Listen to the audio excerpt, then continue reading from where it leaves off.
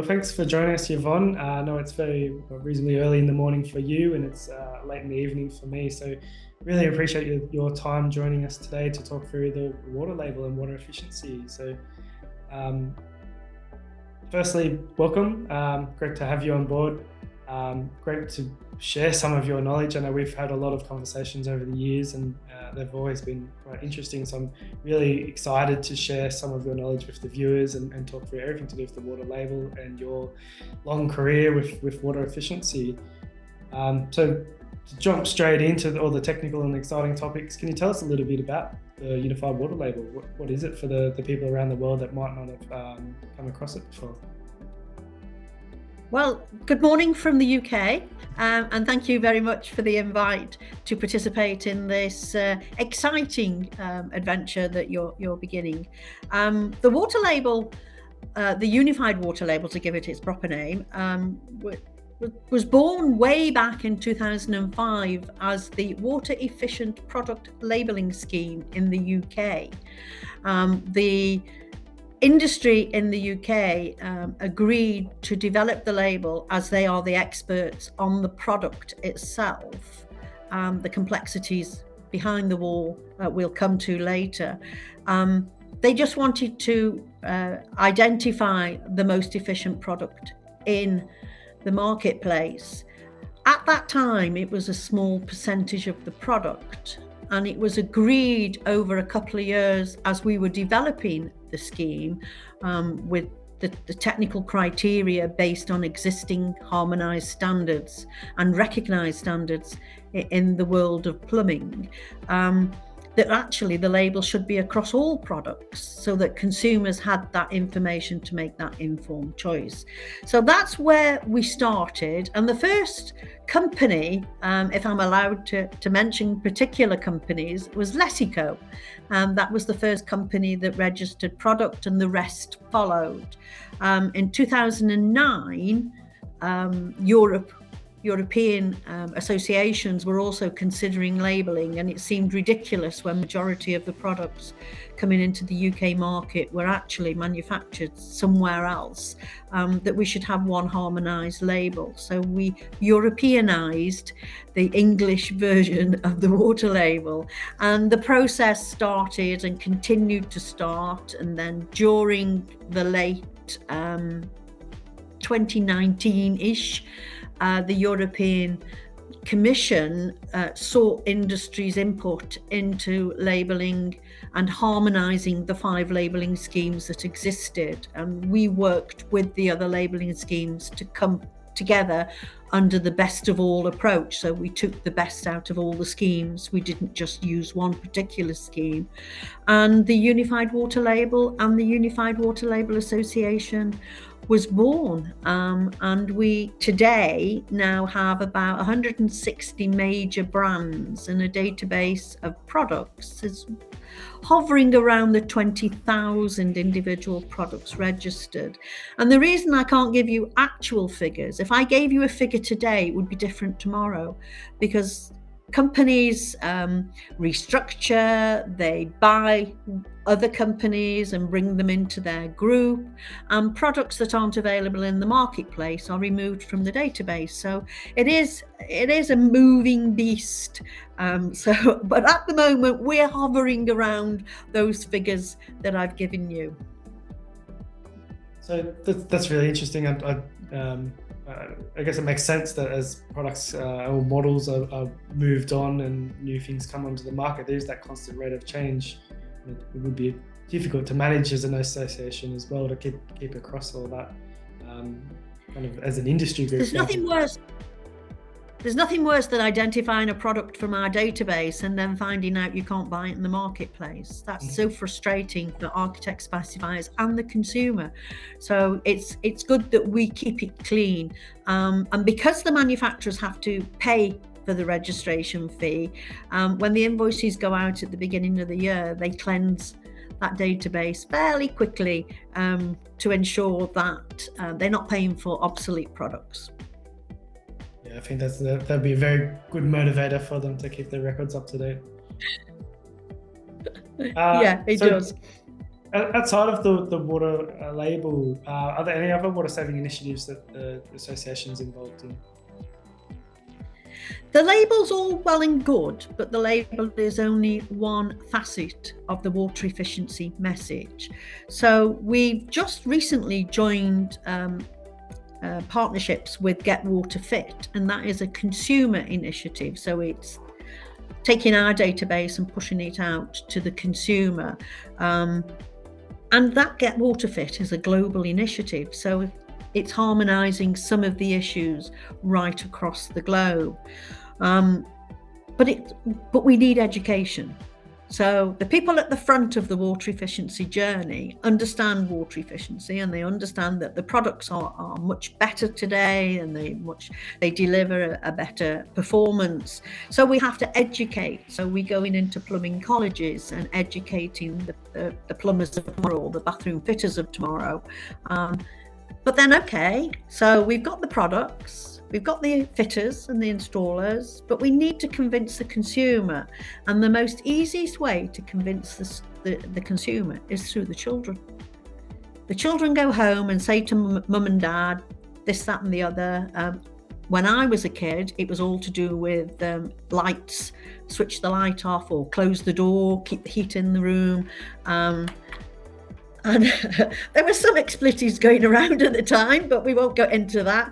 So if you educate the youngsters of today, who are our consumers of tomorrow, about water efficiency and how to use products properly, turn the tap off when you're not using it, put the plug in when you're having a wash in the basin, don't flush rubbish down the toilet.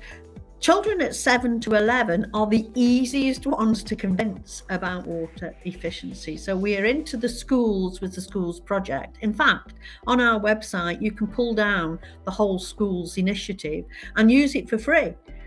We did it with a competition, and the children could win certain prizes, but it got that message into them, and then they went home and the parents then started to ask the schools more questions.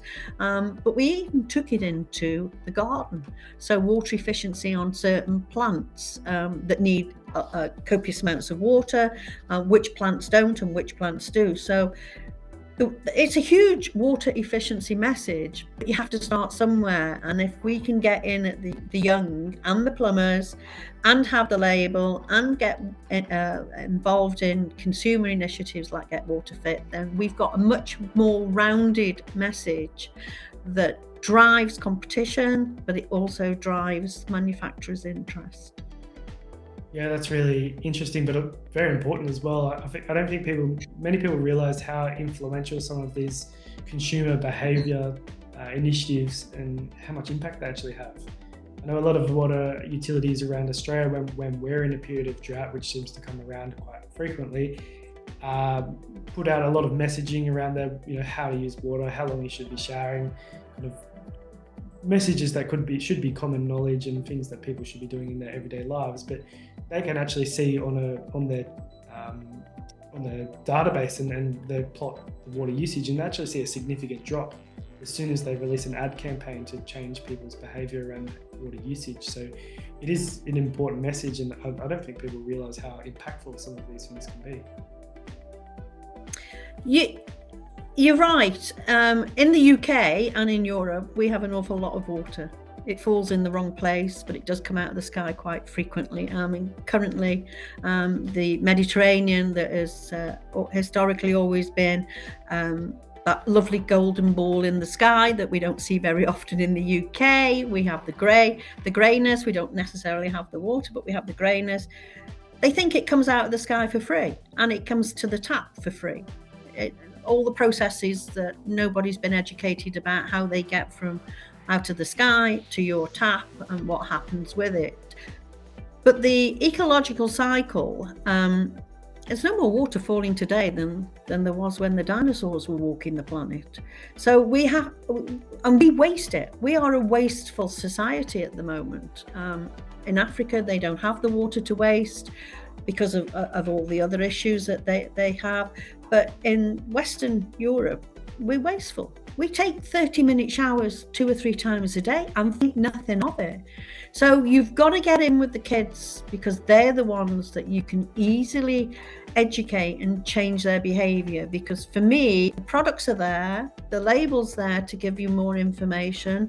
If we can get the plumbers to fit correctly so that it doesn't leak, you need the behavior change, because it's where the behavior is. There's some wonderful research that the European Commission did, and a preparatory study for taps and showers, that identified that 90% of the water used is in the in-use phase, and that's behavior, and that's what you've got to change. Yeah, it's definitely something that we've looked in through, and from our research perspective, looking at pipe size and bathroom behavior, because water's not being used unless the bathroom's being used. So actually having an understanding of the bathroom behaviors is a really critical and important part of that work. So a lot of interesting findings through that, and a lot of literature that's out there already to draw from. But it's funny how the more we can understand how the bathrooms are used and how people are behaving, and then factor in some things like cultural considerations or climatic considerations as well to change the way that we use bathrooms around the world, really makes for exciting work and a lot of interesting findings coming out from an academic perspective. Speaking of things around the world, I do like to compare. I'm a bit competitive when it comes to sports, so why not water labels as well? Can you tell us a little bit from your experience with the water label? How does it compare with other similar initiatives around the world? I've had a lot of experience with the WELS Water Efficiency Labelling Standards scheme in Australia, which is mandatory and has been in place for a long time. But I know you've worked from a voluntary perspective, but also tried to combine multiple schemes together. So you've seen the best and kind of pieced together the best of different schemes already through the Unified Water Label. Can you share some of your insight in looking at other schemes and what other countries are doing? Yeah, when we developed the water label, we did go a nosy around the world. Unfortunately, it was desk research. We didn't reinvent the wheel. We did take the best, we cherry picked out of all the schemes that were existing at that time. We participate in the development of ISO 31600, the water labels international standard. One thing that we did identify at that time, the 3 bad boys of the industry are the taps, the showers, and the WC.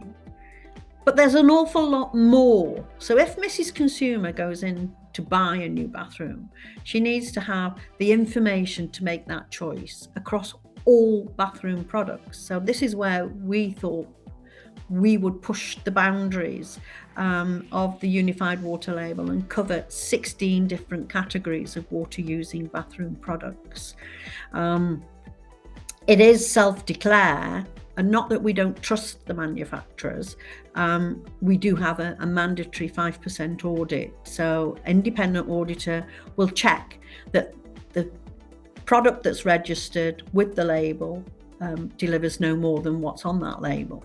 So that is one of the differences that we came across with the labelling around the world. And the other one is that we didn't push anybody to not have that choice in the marketplace. The whole of the globe is struggling with an aging population, and the more older you become, the more water you need for health reasons, to help with bones, you need a longer bath or a shower, and therefore you need that choice. But you need to have the information to make that choice. And this is where the manufacturers have been very supportive of the water label, is that they believe that water efficiency will organically happen as technology improves and innovation improves. So consumers have the same performance, but they don't use as much water and energy for the associated products. But at the same time, those who do need products that deliver more will deliver more.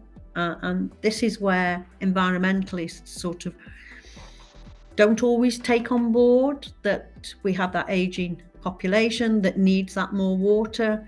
It's not everybody, but those who do want to become more water efficient can, and those who don't also have the choice of those products in the marketplace without any tampering and health and safety issues being taken into consideration. So that is where we differ from other labelling schemes around the world. And there is such a mixture of mandatory schemes that some work, some don't work because the market surveillance behind it. You know, if nobody's checking that your products are what you say they are, then you don't create a level playing field on the water efficiency journey. But you have to look at the complexity of the differing markets and what would work. One size does not fit all. Right across the globe, you know, what happens in Australia may happen in the UK, may not happen in the UK, because we have an even more complex market, because we have high and low pressure products out there. The existing housing stock is moving to higher pressure, but low pressure. So you put one product on it and it won't work, and you put another product on and you'll get far more water than you anticipated. So it is understanding the challenges with the labelling schemes around the world. And I think what we learned was that by talking to the other schemes, you understand the challenges that they also face, so you can address them at an earlier point in your journey, which helps everybody, that we're not putting out schemes that don't work properly in the marketplace. Yeah, I think that's a critical part of that, and having the opportunity to talk with other scheme operators, and having been involved in the development of the ISO myself, I think that presented a lot of great collaboration where everyone could share their experiences of water labels and everyone working to the same objectives. But as I said, some things fit and work for some jurisdictions and some regions, and others have other challenges that need to be overcome as well. So there is a reason why there's no global water label. There's things in the background of why that wouldn't work, but it's everyone's kind of working to the same objective and sharing their lessons learned. So it was a great knowledge sharing exercise. Mm-hmm. I'm interested to delve back into primarily the UK and Europe, because I guess from a global perspective, you wouldn't, if you had to pick a region of the world that wouldn't have water issues, it's probably Western Europe and the UK. When you think of the UK especially, it's raining. So I guess from a consumer's perspective, you know, does water efficiency matter? So if a consumer was going to purchase a tapware or a WC, is it important for them to have the label and make that informed choice of what product they're going to choose? The easy answer is no. The consumer is not aware and doesn't care. However, what's happening in Europe and in the UK is water costs are increasing as infrastructure repairs have to be implemented. It's the consumer that is ending up having to pay for that. And so therefore water efficiency and energy efficiency will become even more important to the consumer. Excuse me. How do we go about it? Well, again, the environmentalists and the industry have got to come together and educate the consumer why it's important and what they can do, the easy steps that they can do. We're very good at talking inwards, but not outwards. It doesn't rain as much as people think in the UK. We have this wonderful green country of ours. In some places it's greener than others. In the south of the region, they have severe water issues. In the north, in Scotland, there are some islands that have water issues. So it is understanding. And it's back to my earlier comment about the dinosaurs and the amount of water that falls on the planet. It often falls in the wrong place and there's no infrastructure to get it from A to B. B's got the issue, but A's got more water than they know what to do with it. So it is understanding these challenges and how they can be overcome. Why is water efficiency so important? Because there's too many people and there's not enough water to go around. So therefore we have to flip our behavior to become more water wise and look at how we can use water, our precious resource, because nothing on this planet can survive without it, how we can use it in a more effective manner. You normally go to the toilet 5 times a day, right? Research has indicated between 5 and 7 times. You flush the toilet probably about 15 to 20 times a day, because the spider that you've caught goes down the toilet. You've blown your nose, that goes down the toilet, and any other rubbish seems to go down the toilet depending on the flushing. So that is a total waste. It's interesting to see research looking at how we can use grey water that's already been used. Well, in the UK, in the London area, water's gone round the system 7 times before you've even got it. So, and it's gone through various processes, don't get me wrong. It has been cleansed and re-cleansed and what have you. But we've got to change the way that we use water. But you've got to do it in baby steps. The consumer thinks it comes out the sky for nothing. There isn't enough to go around. And this attitude of, if I'm paying for it, I will use it. Well, you've got to flip it. And the only way you flip it is by talking to the consumer. Okay, so who's the link between water efficiency and the consumer? In the UK, it's the installer. And I would imagine that right across Europe, it's not too dissimilar. So you've got to educate the installer on why they need to be promoting water efficiency. It's a chain, and every link in the chain has a role to play, and none is more important than the behavior link. And that, to me, is where we should be focusing. Let industry get the products out there. Let industry label their products, whether it's mandatory or whether it's voluntary. But you've got to influence that behavior chain, and you've got to use the infrastructure that's out there, retailers, merchants, distributors, manufacturers. But we've all got to use the similar message. Don't overcomplicate it with all different marketing hypes. You've got to try and bring it back to Janet and John. Janet and John was a series of books that we used when I was a kid at school. So therefore, you've got to bring it down to basic language. Don't overcomplicate it for the consumer, because you're only as good as the weakest link in that chain. Yeah, that's a really good point, because one of the key values of the label itself is the simplicity of the message. It shows in visual language exactly what band it falls in and how efficient the product is. And you touched on a really good point when it comes to the cost of water, because whilst in a lot of countries the cost of water is actually really cheap, so it's hard from a consumer's perspective to think, okay, well, I can stay in that shower for half an hour with no financial consequences.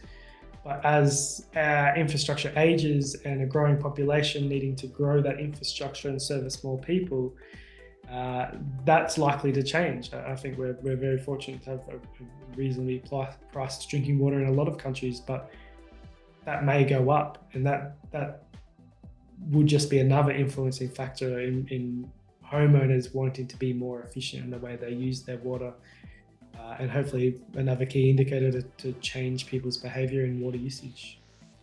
If you talk to majority of consumers, or in fact, talk to anybody, how much water do you actually use? That nobody's got a clue. Nobody's got that understanding of how much water they use on a day-to-day basis. So we have to educate. It's back to the education and behaviour change. And for me, educate is so important on a number of factors. But we're talking water efficiency today, so water efficiency needs to be in the curriculum. So do you have any idea of how much water has been saved through the use of the label? Now that people are making those informed choices and choosing more efficient products, do you have an idea of the scale of water savings that might have come from that? The answer is no. And the reason why is the complexity of water pressures right across Europe. So we can guess that the tap that's just been swapped out in a home delivered 8-10 litres a minute, and now the tap that's gone in there is 4 litres. So you could averagely work it out. You can play with figures all day long. To me, they have no meaning. However, what we are seeing is market transformation within the label. manufacturers will not put products onto the market if there's not a market to sell them in. Manufacturers are there to make product and sell product. What we are seeing is that movement. So basin taps have moved from 6 to 4. So we know there's a lot of water saving there. And showers have gone from 20 to 30 litres a minute down to, on average, 15, 16 litres a minute. So we are seeing market transformation in those areas. Majority of WC is sold across Europe. There is some nuances or dual flush. Again, education process there, because people sometimes press both buttons and they press it more than once. So again, it's the education process. But I've never been able to sit down and actually work out how much water we've saved. But the indications are that we've saved an awful lot. Now, we did do some projections with the European Commission, but they're probably 5 or 6 years old. And the scheme is only as good as the incentive to replace the product. Bathroom products, there is a toilet in the UK. It's in one of the palaces that's been there since the late 1600s. So that's how long bathroom products can last. You know, it was Queen Elizabeth, I'd love to meet the plumber that services it. that install that and looks after it, and the company's still going. So it doesn't take a great deal of a genius to work out what company it is. But at the end of the day, products last as long as you maintain them and look after them. And therefore, that is why it's very difficult. If we only had one pressure in the UK, that would be easy to work out if we understood the products that are in there. We are based on a university in Staffordshire. Perhaps that's one project I ought to give one of the students on the university, is to work it out. That's a good idea. Sounds like an interesting PhD. It is, isn't it? Yeah. I'm sure you can find a PhD candidate. So delving into research a little bit more, I'm keen to hear from you. What is next for the association? What's the next big challenge beyond what you've already taken on? Because I don't think people realise how much of an impact the label has already had, and it is difficult to quantify, as you said. But I think it would have had an incredible impact on water savings and water demand from an infrastructure perspective as well. But what's next? What's the next big challenge? The next well, we have a number of new initiatives on the table, but the next one is seeking recognition under the ESPR, the Eco Sustainability Products Regulation, under self-regulatory measure. So therefore, the labelling scheme is looking at including repair, recycle, reuse and durability aspects on the label, because the consumer has got a little bit more knowledge to make that informed choice. And using the university where we're based, they have just completed some research on what exists out there on these categories. And the first meeting is at the end of March, that we can now investigate what is the criteria that is acceptable to the industry as the first phase, and then start that journey on improving the recycle, the reuse and the durability, because water efficiency isn't just what the consumer sees, it is in the manufacturing process as well. So we have to make sure that the products are fit for purpose, but they're also compliant with legislation. So that's one thing that we've done. Talking about market transformation, we've just regraded our taps and showers categories on our labelling scheme. And that is to reflect what is happening in the marketplace, to drive innovation forward even further than we already have. We started with taps and showers, and it's been very successful. And during the ISH exhibition, we'll be launching our new grades and working on a transition period for that. Then we'll start on the sanitary ware and urinals, or urinals as the rest of the world call them, but they're still urinals in the UK, and baths. So we'll be looking at what are the aspects driving forward the label in those particular categories. Now, the other aspect we're getting a lot more interest is to expand the label into non-bathroom water using categories. So we're looking at investigating how that could work with expanding that label across other product categories.